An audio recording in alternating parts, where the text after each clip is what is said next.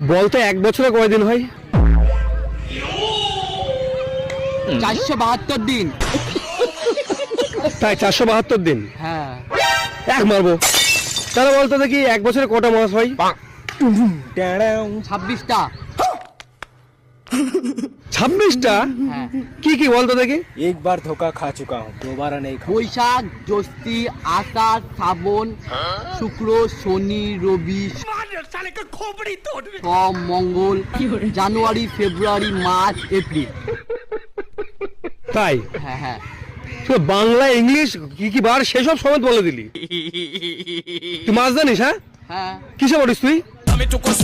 মাধ্যমিক third year. Third year মানে?